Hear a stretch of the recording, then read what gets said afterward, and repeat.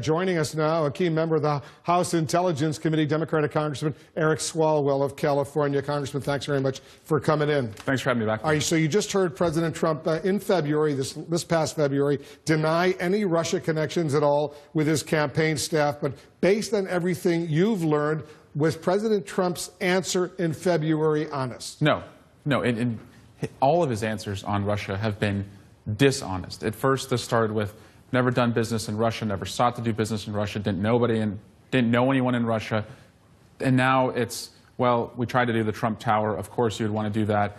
We sought to receive the dirt on Hillary. Of course that's what you do in politics. And, it didn't amount to collusion. But I think, the goal line keeps moving on this, and that's because of press reporting and an aggressive congressional investigation. One of his advisors during the campaign, Carter Page, he testified before your committee, the House Intelligence Committee, yesterday. He told the Attorney General Jeff Sessions about his trip to Russia back in during the 2016 presidential campaign. Sessions doesn't seem to remember any of this. Do you believe, as some of your Democratic colleagues on the committee, that Sessions is committing perjury? Well, I think we should bring Sessions in and interview him. And I also believe the House Judiciary Committee should do that as well. He has clearly not been forthcoming about his contacts with Russia. But when I step back, it's not just Jeff Sessions, Wolf. There is now a pattern here when you read the Papadopoulos guilty stipulation of facts that people from Donald Trump to Don Jr. to Peter Smith, who was acting on Michael Flynn's behalf, to Cambridge Analytica reaching out to Julian Assange, we're all seeking dirt on Hillary Clinton. We now, I think, have shown a deep eagerness and willingness to get dirt on Hillary Clinton from the Russians. Just before leaving the White House this morning, before boarding Marine One, he had a little Q&A with reporters. I want you to listen carefully. The audio may not be great with the question. I'll read the question. This is what the president was asked specifically. Would you fire Jeff Sessions if the Justice Department doesn't take action against Hillary Clinton? So listen to the question and listen to the president's answer.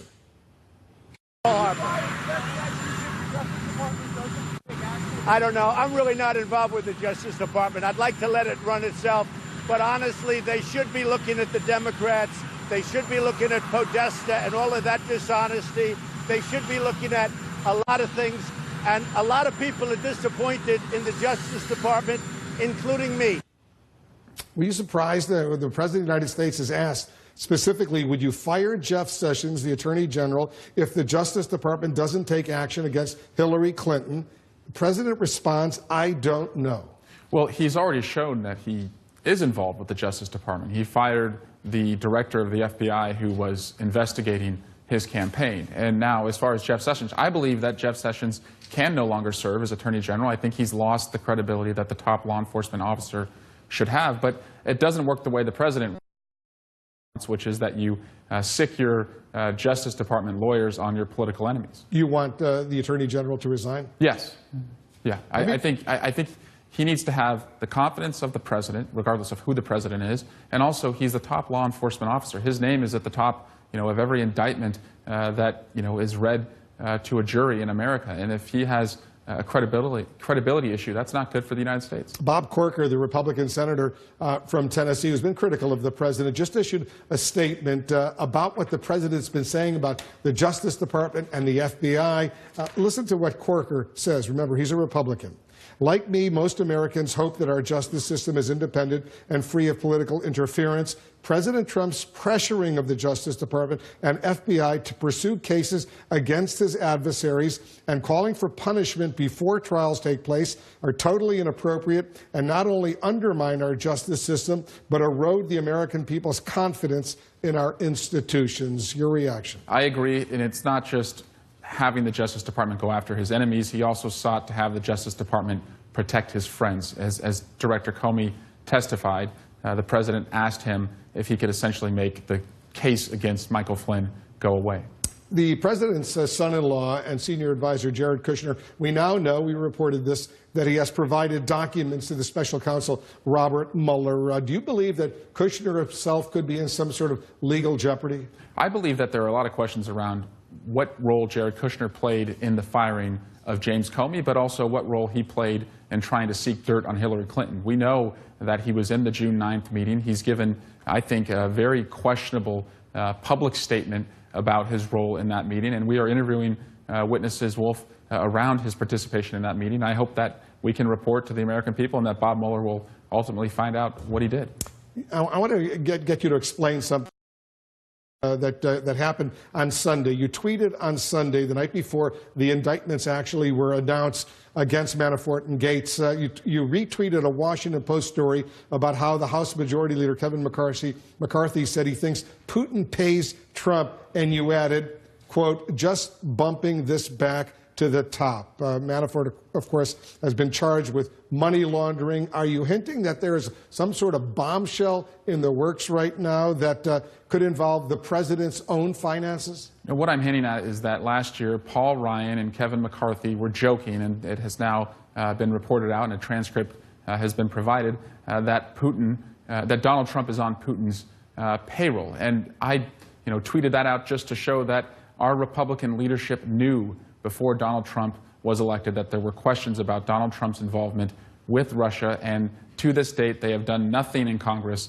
to investigate that. They have looked the other way. Paul Ryan has allowed our chairman, Devin Nunes, who recused himself in the investigation, to continue to be disruptive. And also, Wolf, I have sought with other Republicans to have an independent investigation, just as we did after September 11th, and that has gone nowhere. So I think they knew, and they continue to do nothing about these questions. But are you suspicious that there may be some sort of bombshell in the president's own finances?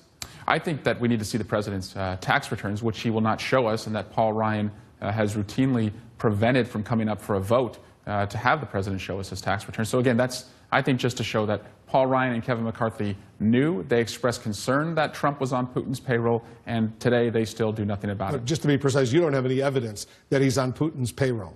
There's a lot of evidence that he was in contact with the Russians. He sought to do deals in Russia, and that Russia has invested in him. And we know, not disputed, Russia interfered in our campaign. All right, let me leave it on that, but there's other news we need to cover. I want you to stand by if you can, Congressman. Got to take a quick break. We're resuming our special coverage right after this. Our top story, President Trump is due to land shortly in Honolulu as he embarks on a very important 12-day Asia trip, but that trip is certainly being clouded by developments in the Russia investigation. We're back with Democratic Congressman Eric Swalwell of the House Intelligence Committee. Last night, as you know, the president's Twitter account went down for 11 minutes. A lot of people were joking about it. You were joking. You put out a tweet. Trump's Twitter went down, yay or niet. Very cute. A lot of people voting yay, a lot of people voting niet. But this is potentially a very serious national security issue if somebody can simply delete his account or, in his name, put out information that may be totally false. It could cause panic. Yeah, and hopefully Twitter, addresses this. I mean, I think there were a lot of people who had 11 minutes, of relief when it was down. But it is the President of the United States. He has acknowledged that his Twitter is an official statement, and so that's a security issue that needs to be addressed. Is Twitter doing enough? I asked the question. Your Silicon Valley's in your district, right? Yeah, in our backyard. So you deal with all those tech companies. Is Twitter doing enough? Are the other tech companies doing enough to make sure there aren't national security threats that arise? And all these guys were appearing before Congress this week. We had a hearing this week with Twitter, Google, and Facebook, and a couple things came out of that, Wolf. One, I asked, can you assure us that you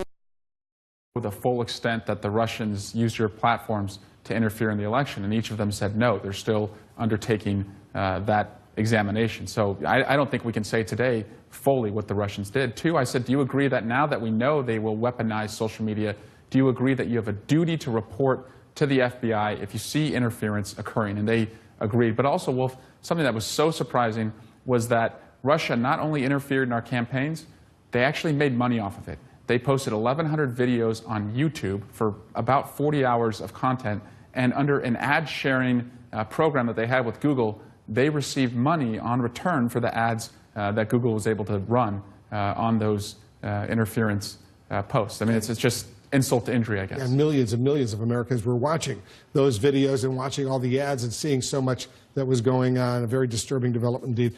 Congressman, thanks for coming in. My pleasure. Eric Swalwell of California. Coming up, President Trump slams his own justice.